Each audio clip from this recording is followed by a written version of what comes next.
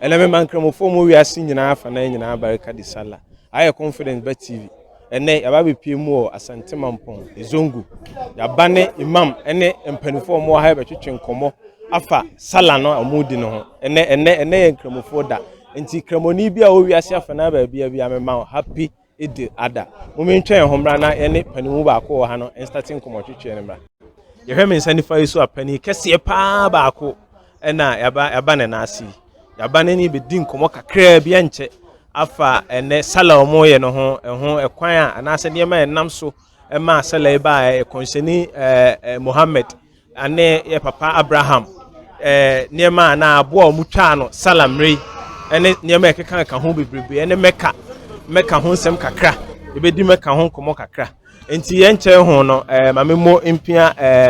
me bra pani a osaye me papa a osaye mbibia anti ye nche ho ne mo mpia pacho bra pani pacho udin di say Dindi Malam Audu. Pacho ana wa kasa su kakra Dindi Malam Audu. Malam Audu senior man Asante Mampong. Malam Audu Central Mox. Wow ene nyaminsa wo so because ene mun say maba on chain dem ayi nshira because malam there yeah a Christopher ever kind of software enye sa Osofo Malam ni nyina ade ba ko. Okay unse ene hwa ene moda sonko kese pa Eid-ul-Adha na epeso o che kwan a Eid-ul-Adha e fa so ba ya ye celebrate Eid-ul-Adha Eid-ul-Adha de ne kwan no yakasa yetina ho aka yentimi wie betimi di 1 week kan so yanwie bet ye be ne kakra Eid-ul-Adha ye nya ne firi ye konsheni Ibrahim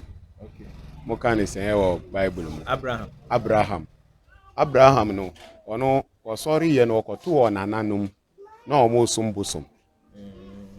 oto onanam na omosumbusum bet enam se yesi ade anyame beye no nyame pese wo yi wo firi bibi mu a entitam na omokosumbusum no omokọ a na waye na ajin se wono de won sumbusum because busum enipa na di ninsa ya de edwene ye omunsum odi obo soro ne fom ebo asase ne nkwa no di Abraham ha woka no so kiti enti free that emra ni nyina se omukosum afa emra du na omukosum busum a na waye se wayare enti waye se wayare a na omako enti eto mre bi omukọ akosum busum no waye se wayare no na owura omubusum dan no busum kasia ni busum nkitua na omu twa kasia ni nyina ahia no na ofa akuma ebubo busum nkitua ni bi epaye wampai ni nyina na odi akuma no esane busum kasia no ekon nti omu ba na omu si afahye no so omu ye no omu ye omu firi kurom no kọ kurom echi nti omu kọ ye na omu ba na sa de na esi nti omu bisa ye se na why na edi se edwuma yi na omu nim de odi se edwuma hono ma na omu frɛ na penyini ba ko se ye nyina kurom hafo nyina ekọ ye ka nipa ba ko oya Abraham na den na ade esi ye ma enko frɛ no omu kọ frɛ bi sa Abraham wono nso ko nhyefuo so omu ndi ntro wontimi nka se enya wono na apai bosum no wontimi nka se won na apai ade a okan kire omu ne se bosum na omu sum no omu si munyame no enti se mo abetu se nkitu na apai na ya bubu a ede ebe timi aba se omu afum penyini na ogina ho no wono na fa akumani ade pai omu enti mo pe amum bisa penyini no obekire mo de wo de wo pai bosum enti efiri samre na nyame nsa wono so usa kiti enti omukọ afihwe fom sad kun timi hu se wono a na edi sa bone no enti omutu amina kase edi ye na Abraham edi tumu edi ja tumu eso janum na yame suma soro abofo se won fa atade kunkun free heaven embe hye no wo Quran ni mu no enti wo so ano atade no be hye ni mu ama ye kiro kulna ya na rukuni bardan wa salam ala Ibrahim ewo Quran no me twi no nim se de kan twi ni enti sa kasa ayi yami kasa yi me kinkan wo Quran no sa kasa yi wo Quran ni enti omunum se o ma wie Abraham na omu eko but what that a genuine pokura or my soja no was like I say I want to say no Yami Shirano no Tiame Kase or bo Ohobaya be bien to me into a years and Yamima Gibra be uniform. If this time now Abraham started some Niame. Enti ye Quran ye kase Ibrahima obi anyame hu na ne nani agi. Abraham asekire no. Nyame hwe nanim na nyame ankasa nani agi. Enti ye say Ibrahim halilullah. Halilullah obi anyame ni no ehia si ya ne nani agi. Enti efiri sa ade no Abraham start sum nyame wo start sum nyame kakra ebeduru mra bi Abraham ware ye. Enti wo ware ye no na awa ye diama no. Enti wani ya na ne Sarah a Christopher yes Sarah mo no so ye dey Hajara okay enti wari Hajara na awo na ye diama no okay enti wakinkan yame ese yame wo do me free say wo ba bebo me wo say yi mi free amani bebri yame sa wo ma me ba me di sa ba no bebo wo afodie wow wo saketo na wo wari ye no enti emra na wari ye no ana yame man baba akwa ye friend Ismail a Christopher can Isaac okay oh Ishmael different from Isaac Ishmael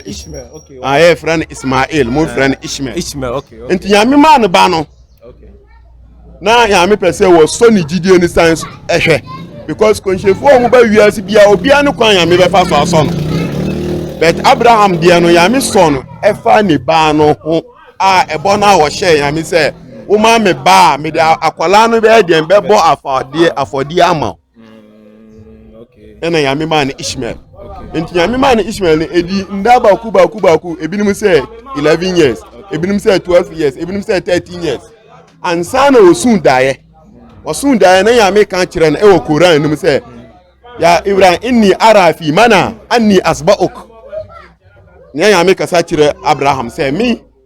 yame kasa kire Abraham se e bona ho hye no di so oh ena Abraham friend ba na Ishmael no ena o kan kire ne ba ne se inni ara fi mana mi ma hu e wadaye mu anni asba'uk yame se mi nku no o kan kire ne ba no ena dia na akwala ne be kan o si ya abati me papa if almatumar famiya dia ope satajidini insha Allah min as-sabirin yami pemu a obenya mi se menya abrutre ama okay be bia Eid-ul-Adha started wow enti was started etuntun dia otuntun ye nyina ama wo so akwala no de ne koye a okwakobo afode na ayi na promise na o ne nyame ntem so yami pese o so no pe enemre wana betimi anya sajide di sajide o ma me ba me dono be bo afade ama ena ya me nso ma ne ba no enti wo hwe de obe ena ade no nso ba dae no e kire Abraham no wo frɛ ne ba no wo mfansie no me ne nyame a obo me bo no ekɔ apam na me ne nyame na obo me no bo no kɔ apam se udrum fie bi a me de wo be bo afade ena akwala ne se de wasi me papa famiya de ope emrepa mu a obenya me se me menya abutre pa ede ama okay oh on mo ana oso akwala no ninsa no ede ko ya obeye ti se de nde ye ko ye le chief imam ye on mo ana oti se ye tuntunyame Allahu akbar wala ilaha illa Allah Allahu akbar walillahi alhamd wati so mo tuntunyame no pese ohun be bia me ba emi ni obi anka ho e de na ye tuntunyame o twan ni hu ye na odwan kase na bebe pa efri heaven Gabriel dia be si wo se me jiudi afi na ma hu se ujidi enumu de eso ti memfa akwala ni nyame so wo hwe se me hu se ujidie se nipa akọ school a eduruma bi a teacher be exams ahun se ade na wo ba ho be no wa qualify na on qualify nti nyame na wo som no ena nyame no so no hwe ye se ohun se obedi so ana wondi so okay kono ma na nyame se wa twa 100% fa aboa no ye de bo me afode ena ye bo afode nti wo bo afode no was starting born on in the man ni banu eko ana ni banu nso be ware etiwe kaba na ye kosum nyame no Quran say man da ala fihi kana amina obi a nyame betu unsa ama wakoduru ho unya wura unya kwamaka na ukosi ho na uhu kaba na wo de unsa ka ni say a wo say nyame ajiwadi Quran na kan enti Ishmael ana Abraham omumienu na si maka no a ende ye 2 years ka 500 400 million ekọ maka asikyire no ko ana Quran no say wo a wo be kọ ho wanya nyame gidie nyame giwadi because omo di sa adwuma no omo ye nyame nipa nyame gi omo edi enti we mu nyina enti ana me say Abraham ni eyi ne de ka say ye ka betimi di 1 week ye Eid-ul-Adha asikyire no okay me da sepa me ba cho na Eid-ul-Adha no odwan ko na de bo afode no there be Eid-ul-Adha emfa odwan ko a embo afode but into rules no de ye na Abraham di ye no ene na nyame say wo ya eso na ni sine mmoa bia Eid-ul-Adha ye di onyan ni nan ni ye 4 ni nan ni ye 4 no nso aboa bia ni na ebi aboa bi woni na ye 4 nso wonso ena ebi sa kwenche ni Muhammad sallallahu alaihi wasallam say na say okra ho ayi ekura mu kan say bira ko ana o say aboa bia onyini a wan tra ye kan say ye kotodwe yemfane nye but aboa bia obenyini obetra kotodwe no na nan ye 4 a ena ye moa bi so a ewo ye som no say ye but odwan na ye aboa wo chen aboa bia ena odwan no into kwesheni Muhammad rules no odwan no wanya 6 months now betimi di ayela ya ena abirechire yetimi di abirechire ye abirechire nya 1 year utimi di ayela ya ena yetimi di nantwie ye nantwie nya 2 years a utimi di ayela ya ena yetimi di yoma aboa na ne contentin no camel eno so nya 3 years a utimi di ye but odwan nipa ba ku na yetimi di odwan ye la ya abirechire nipa ba ku na yetimi di abirechire la ya de wanya 1 year no but nantwie se wanya 2 years pepepe a nipa 4 etimi di ye ebirim pokura se nipa 6 enim die ni de obia ni rules ni kwan a oyede ofaso maka na wase minister ta ilahi sabila obia nyame ato wonsa because they say no Africa maka nipa ontimi nante nko ko cheni ma so mere bi beba esom no ebe tene aye bebre understand enti tam na sahabi ye kan say omo amotiti ko nheni Muhammad sallallahu alaihi wasallam esuafo ne tete ne nchen no obi bisa ko nheni Muhammad say afi bia na say ye ko anade na ko nheni Muhammad sallallahu alaihi wasallam wo ye di wo jisu anka hye say muslim bia ko ena hye say afi bia nso ye ko but wo say minister ta ilahi sabila obi anyame ato wo sama wo sika no nso wo dia wodi aja wo yere na wo ma enye se bia wo bo sika ni nyina waja wo yere na wo ma ekomu na wakọ labaika Allahumma labaika nyame mpe wo sika wodi aja wo yere na wo ma a omo ho nkyere omo but wo sika nso a ebetimi akomoka na wo nkon nso anye kwehini mama say sika no atremuda unya wu na edi utu adakamina ni mu a ya owo bi a omo ba be ka o say wamfa o sika na anye de nyame adwuma enti enye ehye so say obia na say okọ obi anyame atu ni nsa a o sika waje bia ma na yire a omo ho nkyere omo ehye so wajibi ni say okọ pa ene wabie mani wabie mene wa ahefo omo he confidence beti wabie ni pa anche be fa akwanya we so adawase ebedo because he said you kan ne ka say ye di hu nkoma ade bechi ade because meka ho nsem ne de dos bebre na ye papa Abraham so nsem so dos bebre na a Christopher no ekowi achi say Abraham yere enya 90 years ansa no wo no kresa wo nkramofu iya no a onyan ye wo ye no ose nkramofu no wo rules wonyini chei obia edi ema understand but enu omo Bible no say the entire ma Bible Christopher yenya problem no Bible your Old Testament and your New Testament ya chemu mienu and Quran no say ba ko single enti na ma anytime bia no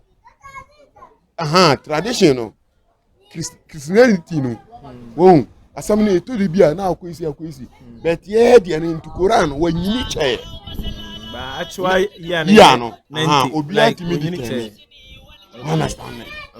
wanyini chae okay yo ebeda wase say o man akwanya because ene abaso fufie imam so de o say yaba ne nche mete ne nche kra imam wo ho ye imam nkwala say udi imam achi kra na wo ho mpokura nka ye ensese ye kasa enti me ben wono spirit bi awura mu ma hu say ene mi nhira ai different meda wase pa malam meda wase say wo anya obi bia na obekọ ne nchen a obema wakunya se tena so ne ani nkomo na mi nhira wo ye na ese o kan se ba ko che onuanum kramofo ene ya ani die de akase because yesusu ankwala say eduru se ade be chin sala no ye mpokura yenda etimitina o say pese hu say ade na achi ntentem de enti enwa na ye papa no mokuku ni ayi no nti se nkwala no obia ni aji akwala bia ofo ato odwan ya mi se mukun wie nso a mundi bi na mumfa bi nso nche ema omo munni bi but enye nam no na me nyame mepe enye moja no na mepe nyamisuro na mepe Kwesheni Muhammad enti se nyame nso ammaw antu nsama wa ntobia enye ne na ye Kwesheni Muhammad sallallahu alaihi wasallam eduru tam na wo ye na okum nyamienu wose ba ko ne na ni family ena ba ko nso al ummah ya kan se ni chidifo enti wo aso be so no na wanya bia antimi anku a Kwesheni Muhammad sallallahu alaihi wasallam wa yama enti wo neba no hyeso se efia eben uyi bi ma omo enti na ama yi a efiri ochi na ko oben se wi atwa nam de komawi enti ameta wo se a Christopher no bi kura me ba ezongo so mo be pena mare ampa Christo say Quran say o say laysa alayka bil hudahum walakin Allah yahdi bihi man yasha eto mire bi Kwesheni Muhammad sallallahu alaihi wasallam wa yasra enti Christopher no bi ba ya na ase on pese odima o mo pese odima muslim ena yami e kan no Quran suratul Baqara wo say wo ye asumaf masuma wo say be kan asam no me nyame ena me pe a metini nipa me pe nso ana mama nipa ayede afri crime so ena wo say laysa alayka bil hudahum walakin Allah yahdi bihi man yasha ena Kwesheni mama eteni ye on man o starti eyi srani bi ma Christian enti ya ahede wo betu se enam na etwutwa nko ade ahede se ma obi enye dise o dabi muslim nko ade obia otimi mani bi because nyame nanim de ye ena nyame nanim adi papa ene ebeda wase so ma ye kwanya